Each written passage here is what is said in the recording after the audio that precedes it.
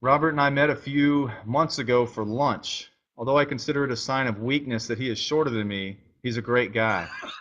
My question is, in a market as large as Boston, how important is it to focus on SEO when getting on the first or even fourth page of Google is not a reasonable scenario? You would think about it, it would just be really difficult to be on the first page or second page or even fourth page for your keyword terms. So, Right. what's in your mind? What are you thinking whenever you're working on your search engine optimization? Well, it's funny you mentioned that because I remember like when the subject first was broached out about SEO, I had used some of your suggestions, Chris, and what I did was I didn't do like the big Google AdWords. They had one called Google AdWords Express, which was the same thing, but just focused more on a tighter geography as to where you're based.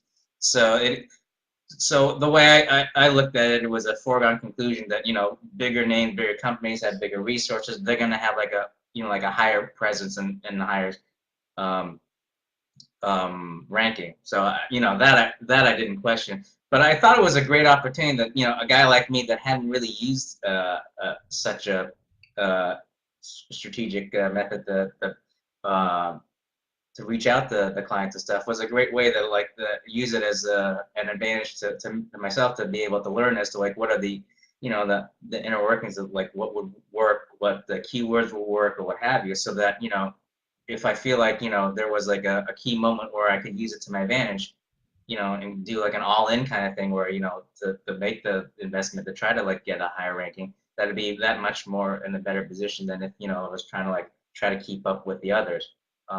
So I guess part of it is just trying to like um, temper like what my expectation is and know what is like a challenging market. The other thing is that just to use the earlier subject where we talked about networking, apply it in the I don't know, electronic age or whatever you want to call it. So um, and so like what I often do is like would either use either the blog page and within my website or some or either like a Twitter or Facebook or LinkedIn, and although it's not like a like something like Quillman SEO, if it's like a specific service or specific point that I want to get out there and try to reach them, that I would use like other methods just to try to hit them.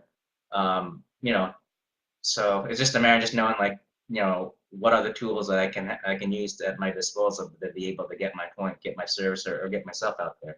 Well, Hope I answer your question. and the thing is, I mean, don't ever assume that just because there's a lot of people ranked high, competitors, that they're really doing anything to have that ranking.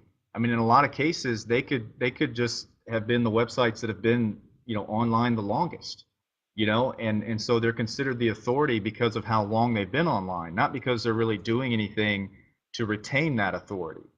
And so, I mean, that's something that just by adding consistent keyword optimized content over a long period of time, you can start to climb the ladder, to get those rankings. And also, if you look at, lesser known keywords, like I was saying before, I mean, yeah, you'd love to rank on the first page for the search term that gets 1,000 searches a month, right? But even if you got contacted 1,000 times, I mean, first of all, there's no way in the world you could even take that many calls a month, right? Let alone work on them all. So even though it Right. seems like it'd be a It's a good problem to have to problem, be able to well, but it would, pare down. But but it would cripple you because yeah, you're not going to be able to deliver that much. So if you can rank high for some keywords that maybe there's only 100 searches a month,